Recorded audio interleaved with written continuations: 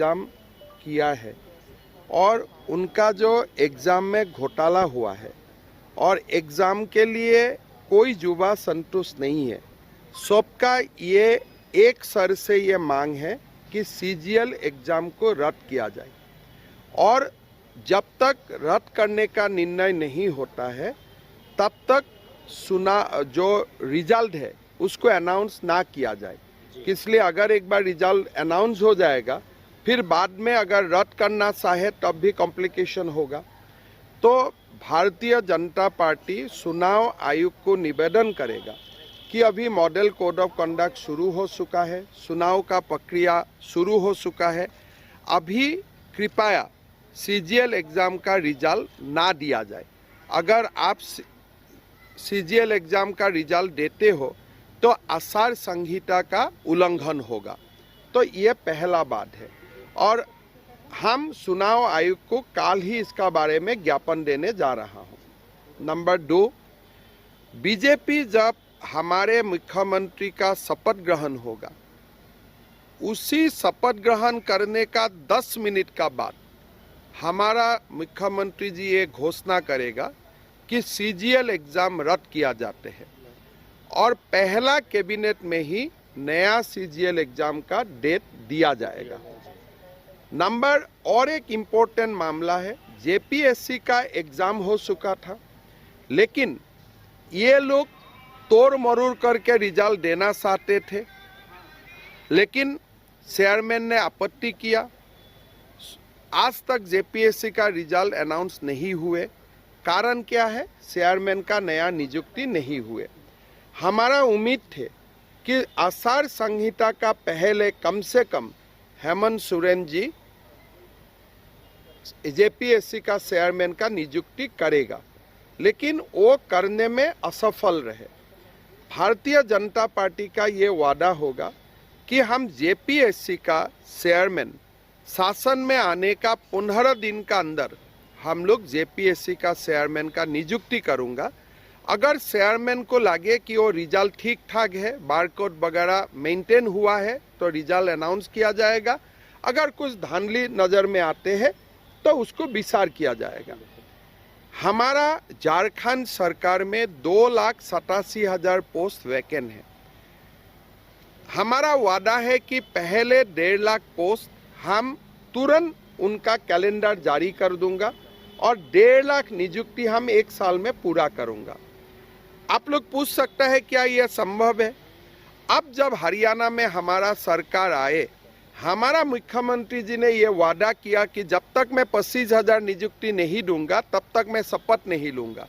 पहले 25,000 नियुक्ति किया, फिर जाके नायब साइनी जी ने शपथ लिया। ये हमारा ट्रैक रिकॉर्ड है। हम 1.5 लाख नियुक्ति पहला साल में करूंगा और 2,87,000 पद हम लोग पूरा करूंगा। ये 17 का ये डिमांड था कि ये सारे बात जो हम लोग टीवी में बोल रहा हूँ, मीडिया में बोल रहा हूँ, ये बात मैनिफेस्टो में भी आना चाहिए और जगह जगह हमारा जो नेतागण आएगा उनका भाषण में भी ये बिंदु आना चाहिए। टोटल 21 पॉइंट 17 ने हमें दिया है। आज हम लोग ये 21 पॉइंट का सरसा करके जहाँ तक संभव होगा 23 पॉइंट है, ये 23 पॉइंट्स का जो भी हमको ठीक लगे एक बार सरसा करके उसको हम मैनिफेस्टो में लाने का काम करूंगा। और हमारा विश्वास है कि झारखंड का जनता ये भ्रष्ट सरकार को शासन से निकालेगा और झारखंड का युवाओं को न्याय मिलेगा, छात्राओं को न्याय मिलेगा। ठीक है सर। अभी जो प्रत्याशियों की घोषणा हुई ना, पत्रकार है, लास्ट टाइम आप लोगों को मालूम था, आंसू चला गया, वो हो गया। लास्ट टाइम कितना बड़ा भूमिकंप हुआ था, 2019 का याद है आपको, 2014 का याद है। इस बार वो कंपैरिजन में कुछ भी नहीं हुए हैं, लेकिन चुनाव का नामांकन होने का अनाउंस होने का बाद 2 साल रूस रहता है, फिर हम लोग बात करता हूँ और धीरे धीरे जो भी लोग हमसे रूठ जाते हैं वो ठीक भी हो जाता है। वो प्रयास हम लोग करेगा, लेकिन इस बार बीजेपी से नाराज होने वाला परसेंटेज बहुत कम है। हालांकि उम्मीदवार बहुत ज़्यादा था, हम लोग सोचते थे हम लोग यहाँ आ भी नहीं सकूँगा, धरना धर्मगत होगा, राशि आना मुश्किल होगा। तो मैं ऑफिस में बता भी दिया था कि पहला 3-4 दिन मेरा प्रोग्राम राशि में मत रखो, लेकिन आप लोग देखिए आज तो ऐसा कुछ माहौल नहीं है। तो इसीलिए बार था रायसुमारी में 800 उम्मीदवारों ने टिकट मांगे, लेकिन इतना बड़ा विद्रोह नहीं हुआ। हम सबको शुक्रिया अदा करता हूँ जो लोगों ने त्याग करने का निर्णय किया, सेक्रीफाइस करने का निर्णय लिया। हम पार्टी का ओर से सबको धन्यवाद देते हैं। लेकिन सर पहली बार ऐसे हुआ कि परिवार इतना हावी हुआ है बीजेपी। देखिए ये एक गलत बातें है, मैं आपको बताता हूँ। अर्जुन मुंडा जी ने खुद नहीं लड़ा, परिवार का तो एक ही व्यक्ति लड़ा है। आज आप हमें बताइए कहां से परिवारवाद का बाद आ गया। रघुवर दास जी का नाम सबने दिया, रघुवर दास जी ने खुद नहीं लड़ा, पूर्णिमा लड़े।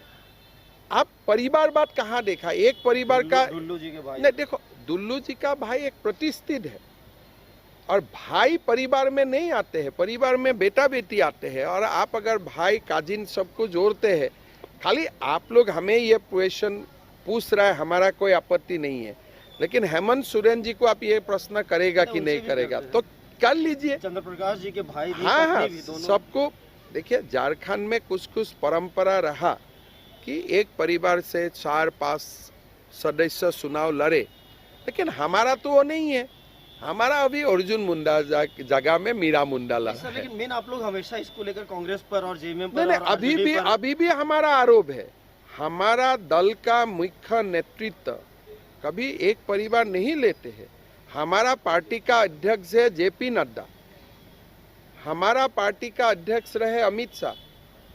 हमारा पार्टी में कोई परिवारवाद नहीं होते हैं। लेकिन जब आपको ये भी बात मानना चाहिए कि हम कार्यकर्ता का सीट में नहीं दिया हूं, जो सीट हमारा हाथ में नहीं थे वही सीट हम एक ऐसा निर्णय लेके दिया हूं कि इसलिए इससे हमारा जीतने का संभावना बढ़ जाता है। क्या हम लोग पोटका पहले जीते थे? क्या हम लोग घाटशिला पहले जीते थे?